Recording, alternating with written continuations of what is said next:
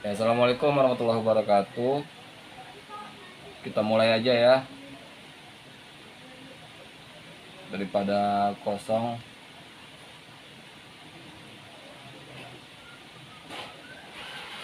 Kita nunggu kawan yang lain pun belum tahu ya.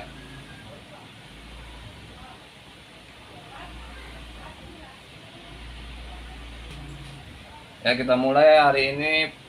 Pokok pembahasan kita masalah konstitusi. Ya kan, kalau yang semalam kan keadilan, terakhir teori kedaulatan, baru masuk sekarang konstitusi. Tony Mandela,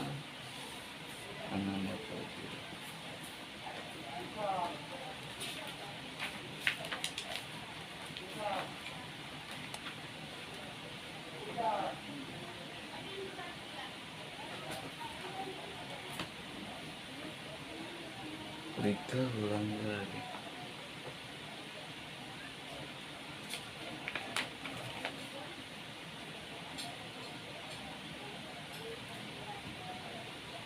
Ya, kalau kita membahas masalah konstitusi, bahwa konstitusi itu merupakan sendi hukum yang utama dalam sistem ketatanegaraan. Ya, apa maksudnya? Bahwa dalam setiap bentuk kenegaraan atau tata negara, bentuk suatu negara harus ada suatu konstitusi dasar yang menjadi dasar dalam jalannya suatu kehidupan dalam setiap negara. Ya, seperti kita di Indonesia ini, kalau mungkin ada yang kita sadari atau tidak, bahwa setiap tingkah laku kita, gerak-gerik kita sudah diatur oleh hukum. Ya, apapun itu. Apa misalnya perkawinan, ada undang-undang perkawinan. Jual beli ada undang-undang ada perjanjian, hukum perjanjian atau perikatan. Ya, lengkap semua. Apa yang ada? Masalah waris ada undang-undangnya tersendiri. Ya, sewa menyewa ada undang-undangnya, ada aturannya tersendiri. Ya, jadi kalau kita bilang konstitusi sebagai dasar dalam setiap kehidupan masyarakat, itu sangat amat tepat kalau saya bilang ya.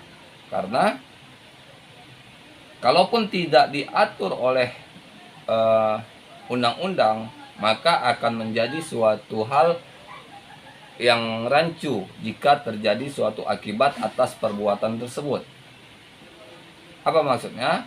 Kita ambil contoh misalnya, seperti yang udah pernah saya sampaikan juga, masalah undang-undang terorisme. Undang-undang terorisme itu yang pertama kali, bukan yang sekarang ya, yang pertama kali itu tahun 2006.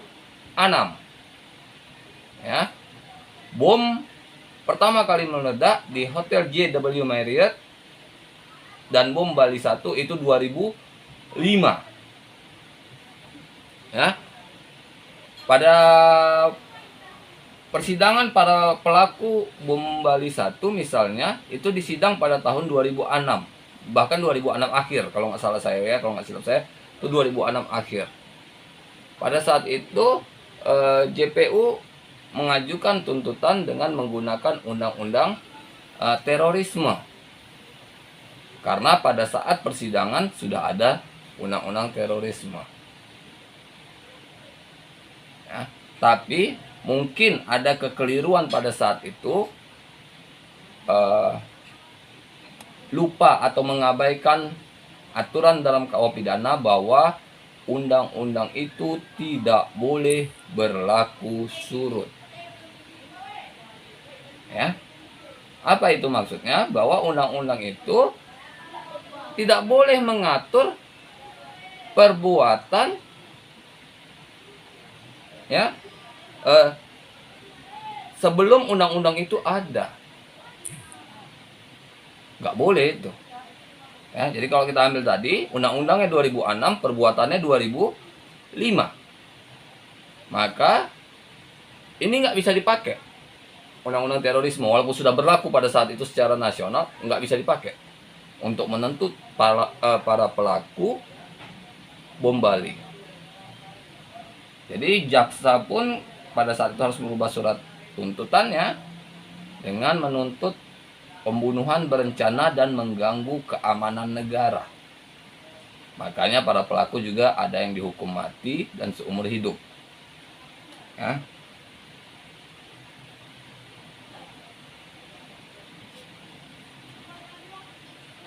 Konstitusi di negara kita itu ada yang tertulis dan ada yang bukan, kalau konstitusi itu di negara kita itu tertulis. Tapi aturan itu ada yang tertulis dan ada yang tidak tertulis. Ya, jangan rancu pula ya. Kalau aturan itu ada yang tertulis dan tidak tertulis. Apa itu misalnya? Contoh, misalnya kalian yang bermarga, ya. Selain kalian ada aturan yang harus kalian taati dari undang-undang negara ini, juga ada aturan yang harus kalian taati dari marga kalian, ya, keluarga adat kalian. Itulah masih diakui. Tapi kalau di sini undang-undang yang berlaku di sistem negara kita adalah undang-undang yang tertulis. Undang-undang yang ada. Seperti yang saya sampaikan tadi sebelumnya, bahwa kalau perbuatan itu ada tapi undang-undangnya belum ada, maka nggak bisa dituntut walaupun di kemudian hari undang-undang itu dibentuk. Ya, nggak bisa. Bisa adalah undang-undang yang sudah ada dapat mengadili perbuatan yang terjadi. Ya. Undang-undang tertulis ya, bukan RUU. Ya, apa maksudnya? Seperti ini misalnya. Sekarang ini sudah disahkan RUU KUHP, ya, tapi belum berlaku secara nasional. Ya, kapan berlakunya? 3 tahun yang akan datang atau 2026. Ya kan? Jadi saat sekarang ini kita masih memakai KUHP Hindia Belanda. Ya. Saya hanya menyarankan kepada kalian ini kan masih semester 1. Ya. Jadi baru tamat nanti 4 tahun yang akan datang. Ya. Berarti pada saat ini kalian belajar dengan KUHP Hindia Belanda, nanti nyusunnya di akhir itu dengan KUHP nasional yang baru. Ya. Karena nggak boleh kalian nanti misalnya di tahun 2027 kalian menyusun dengan menggunakan KUHP Hindia Belanda lagi. Makanya dari sekarang kalian pelajari juga. Kalian download di Google KUHP nasional, supaya nanti kalian pada tingkat akhir saat mau menyusun tidak terkejut kali. Ya, kalian buat skripsi dengan menggunakan KUHP Hindia Belanda. Sama dosen pembimbing nanti dicoret semua. Nah ini kan udah ada yang baru, KUHP nasional. Nah, kalian mempelajari, maka nanti pada saat kalian menyusun, kalian bingung. Bingungnya kenapa? Kalian harus mencari pasal yang sama dengan KUHP Hindia Belanda, supaya proposal kalian atau skripsi kalian nanti tidak terlalu bongkar habis. Ya kan? Makanya kalau dari sekarang nggak ada salahnya di waktu-waktu senggang kalian sebelum tidur atau apa, kalau kalian bekerja itu kalian baca. Supaya apa?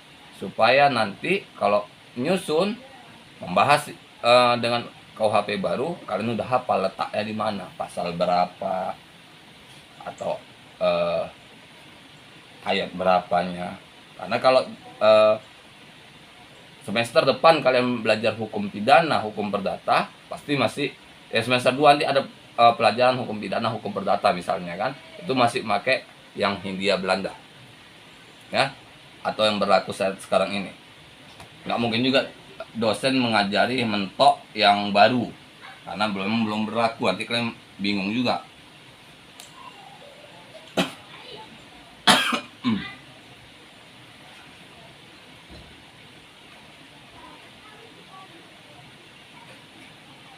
Hakikat konstitusi sebagai perwujudan paham tentang konstitusi dan konstitualisme, yaitu pembatasan terhadap kekuasaan pemerintah. Ya. Jadi konstitusi ini ada di suatu negara, tujuan utamanya adalah membatasi kekuasaan pemerintah. Ya.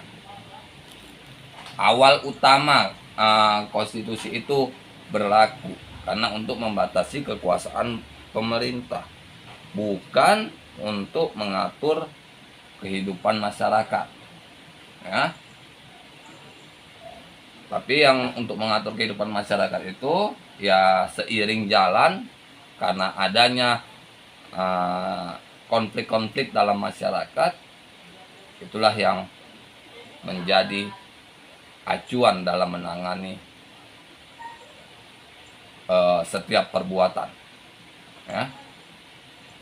Kalau ada perbuatan tertentu misalnya, ya, yang kalian anggap itu sebagai kejahatan, kalian laporkan ke polisi. Kalian polisi nggak pernah menyebutkan nama undang-undangnya. Pasti polisi bagaimana kejadiannya, bagaimana kronologinya, siapa saksinya, ya. Nanti di situ nanti udah dirunut duduk perkaranya, barulah polisi yang menetapkan pasal yang cocok diterapkan terhadap perbuatan itu.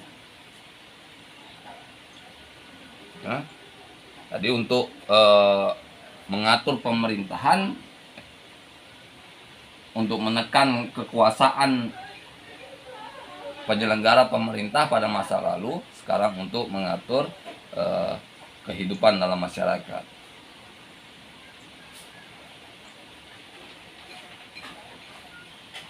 Ya.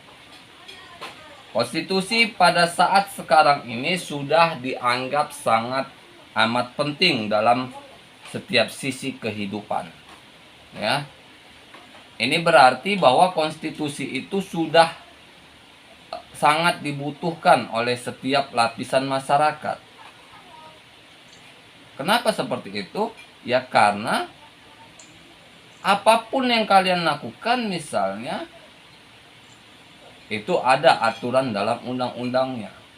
Kalian bikin perjanjian kerjasama, pakai undang-undang, ya kan? Ya, penyelesaiannya di pengadilan negeri misalnya.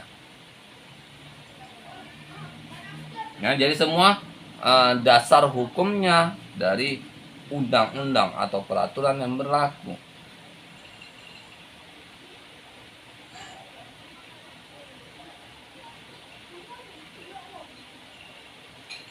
Ya, jadi kalau sekarang, pada saat sekarang ini, konstitusi bukan hanya sebagai peraturan tertulis pada saat sekarang ini, akan tetapi konstitusi itu sudah sebagai syarat dalam penyelenggaraan negara. Ya. Mana contohnya lagi? Lihat, setiap pejabat negara yang duduk atau baru duduk itu diangkat sumpah. Itu juga berdasarkan peraturan dalam undang-undang dan undang-undang dasar. Ya. Jadi sekecil apapun pasti ada.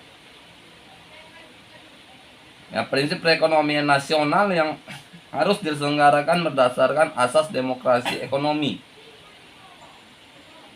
Ya. Ini juga berdasarkan apa yang ada dalam Undang-Undang Dasar. Ya. Karena apa? Karena dalam Undang-Undang Dasar juga mengatur masalah perekonomian dan masalah yang berkaitan dengan orang banyak, dengan masyarakat. Ya.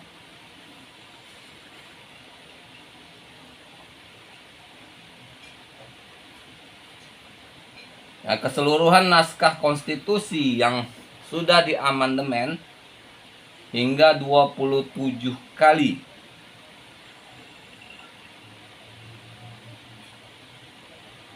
Ya, jika kita lihat itu tidak ada pasal-pasal yang mengatur masalah perekonomian. Ya. Maka kalau tidak ada, maka dibuatlah aturan-aturan turunannya. Undang-undang dasar tidak ada di undang-undang. Apa dasarnya? Kebutuhan dalam masyarakat. Ya.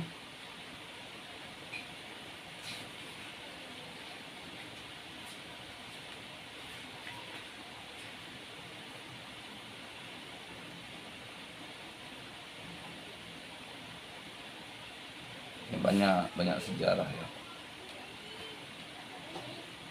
Jadi kita lihat lagi di penafsiran konstitusi bahwa penafsiran konstitusi ini sudah dilaksanakan bertahun-tahun. Yang pertama itu dalam sistem pemerintahan di Amerika Serikat.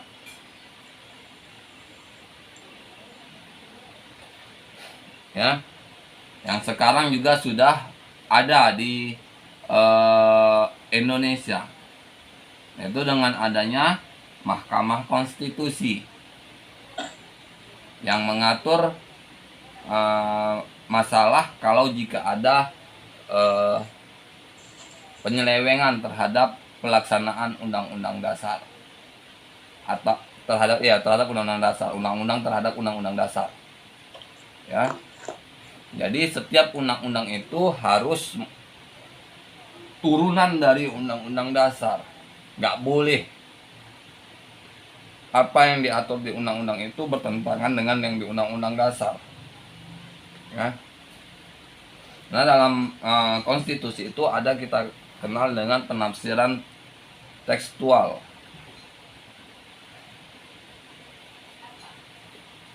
Maksudnya yaitu bahwa konstitusi itu adalah dokumen hukum yang terdiri atas narasi yang terbagi ke dalam pasal-pasal dan perubahannya. Ya. Kalau saya bilang, saya sudah pernah sampaikan sama kalian paling nggak harus ada buku undang-undang dasar yang lengkap. Ya. Dari Undang-Undang Dasar 1945, Konstitusi RIS, Undang-Undang Dasar 1950, Undang-Undang Dasar 1945, Amandemen 1, 2, 3, 4 hingga sekarang ini. Itu satu buku gak pala tebal, paling setebal ini juga samanya itu. Ya. Itu bisa kalian apa? Yang kedua ada penafsiran struktural. Ya, kalau penafsiran struktural, konstitusi menetapkan dan mengakui pembagian kekuasaan vertikal dan horizontal. Apa maksudnya? Bahwa konstitusi itu mengakui hubungan dari atas ke bawah. Ya, dari atas ke bawah apa itu? Misalnya presiden dengan gubernur, dengan wali kota, dan sampai perangkat-perangkat desa misalnya. Ya. Karena apa? Karena program-program pemerintahan, program-program presiden baru akan jalan kalau presidennya sejalan dengan penyelenggara pemerintahan di bawah. Ya. Jika tidak, akan sulit. Ya.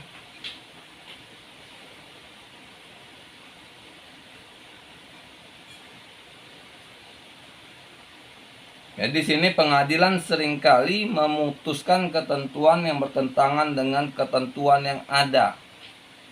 Bahkan mengubah ketentuan untuk menetapkan perintah pelaksana wewenang yang dilaksanakan oleh suatu cabang kekuasaan negara. Ya. Ini sama seperti kalau kita lihat banyak yang putusan-putusan yang ya kalau bisa dibilang rada-rada kok bisa begini, kok bisa ini putusannya, ya kita nggak bisa mengkomentari putusan hakim, ya karena hakim sudah diberi kewenangan untuk melakukan itu. Apa yang bisa kita lakukan? Ya upaya hukumnya. Ya.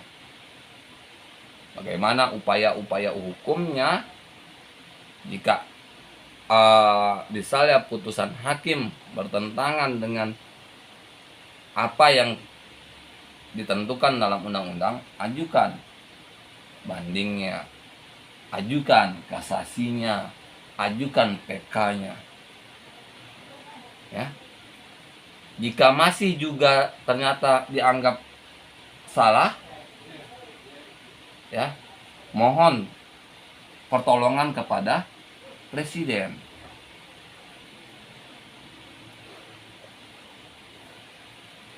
Apa maksudnya ini? Ini seperti contoh yang lagi heboh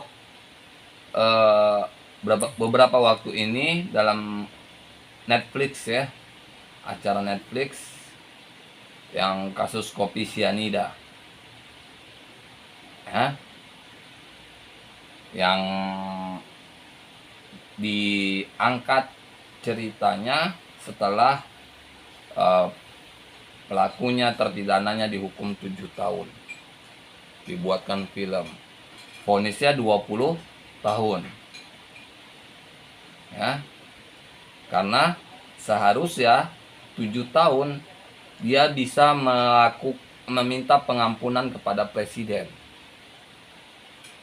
Kalau dikabulkan presiden, dia bisa keluar karena syaratnya sudah menjalani sepertiga dari hukuman pokok yang dijatuhkan. Ya kan, hukuman 20 tahun, dia udah jalan 7 tahun. Udah selesai menjalankan 7 tahun. Ini masuk ke tahun 8. Ya. Akan tetapi saat dipaksa oleh pengacaranya Bapak Otto Hasibuan, apa jawaban dia? Saya lebih baik menerima hukuman ini daripada saya mengakui apa yang tidak saya lakukan. Ya. Jadi logika setiap orang, kalau saya juga berpikir, ini anak sudah dikasih jalan untuk kebebasan dengan pengampunan presiden, dengan syarat dia hanya mengakui diri dia bersalah dan menerima tuntutan jaksa, dia keluar. Tapi dia lebih memilih 20 tahun dan tidak mengakui perbuatan itu karena memang dia tidak melakukannya. Makanya heboh sekarang meminta lagi presiden untuk mengangkat kasus ini, ya, untuk membuka lagi kasus ini dengan bukti-bukti yang ada.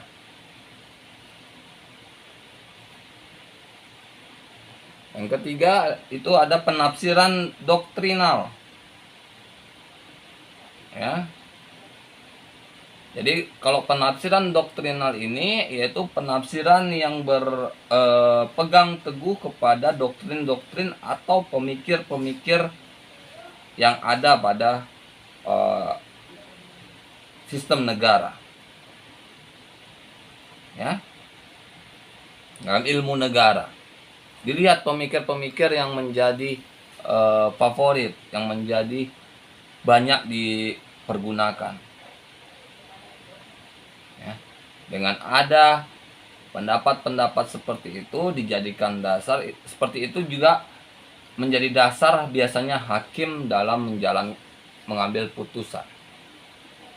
Ya, jadi kalau orang-orang para pelaku hukum itu juga melihat kepada apa yang terjadi dalam kehidupan dalam masyarakat. Jadi dalam pertimbangan hukum itu bisa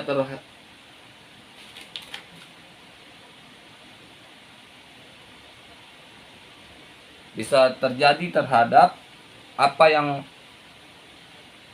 dalam kehidupan yang telah terjadi, ya, nggak mesti undang-undang. Jadi peraturan adat pun bisa dibawa ke hukum jika memang peraturan itu tidak bertentangan dengan hukum. Ya. Jadi para pemikir-pemikir itu dari masa lalu pun, ya, hukum-hukum adat yang populer pun masih banyak dipergunakan pada saat sekarang ini dalam pertimbangan hakim untuk mengambil dasar dalam sebuah putusan. Ya. Jika tidak, maka nggak ada dibahas lagi para pemikir-pemikir ini dalam setiap hukum. Apa contohnya? Ya, jika kalian dalam pelajaran ilmu hukum misalnya, pengantar ilmu hukum, itu pasti ada pendapat sarjana ini, pendapat sarjana ini. Ya, nanti ada pengantar hukum Indonesia seperti itu, hukum pidana, hukum perdata, hukum tata negara juga seperti itu. Pendapat sarjana banyaknya. Apa? Karena saya juga menyampaikan ini kepada anak-anak reguler, kalau kalian ingin berprofesi di bidang hukum, ingin bekerja di bidang hukum, maka kalian harus mengerti hukum itu dari dasarnya. Ya. Bukan hukum itu apa yang berlaku sekarang. Itu salah. Ya. Sama kayak saya ngajar di kelas pagi, ya, saya tanya itu undang-undang teroris, mereka taunya yang 2000 berapa? 2013 ya. Saya bilang yang pertama, mereka juga bingung. Makanya kalau belajar itu nggak perlu kalian miliki semua undang-undangnya. Undang-undang bisa kalian download dari internet. Ya. Sekedar jadi bacaan kalian. Oh, ini urutannya ini. Ya. Jadi dalam memutus perkara, pengadilan harus menetapkan bahwa ketentuan dalam konstitusi berlaku jelas dan konsisten dengan pertanggungjawaban sosial dan keberlanjutan. Ya. Jadi dalam memutus perkara ini, pengadilan harus konsisten bahwa ini hakim, ya, pengadilan tuh nanti kalau dalam memutus perkara ini hakim, bahwa apa yang dilakukannya dapat diterima dalam masyarakat, apa yang diputuskannya dapat diterima dalam masyarakat, bukan yang bertentangan atau yang tidak diterima oleh masyarakat. Karena hasil putusan dengan metode penafsiran dapat memperluas ketentuan dalam konstitusi maupun inkrementalnya. Ya. Jadi kalau suatu putusan itu berdasarkan penafsiran hakim, itu akan ada hukum-hukum baru yang timbul di situ. Makanya kalian kalau ingin menjadi hakim itu harus orang yang cerdas. Ya. Karena dalam waktu yang singkat dia harus menafsirkan perkara yang datang di hadapannya untuk diberikan putusan yang sebenar-benarnya, seadil-adilnya. Ya.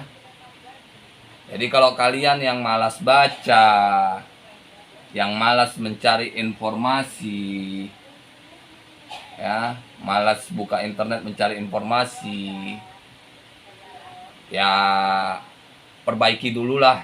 Saya nggak larang kalian untuk tes hakim, tapi perbaiki dulu bahwa hakim, jaksa, para praktisi hukum itu rata-rata orang tuh baca. Kalau kita lihat di TV-TV misalnya jaksa itu diwawancarai, lihatlah di ruangannya itu banyak buku. Karena memang seperti itu, kalau tidak bersidang mereka membaca. Atau kalau nggak baca buku ya baca internet. Apa yang lagi hit pada saat sekarang ini, apa yang lagi menarik pada saat sekarang ini. Ya.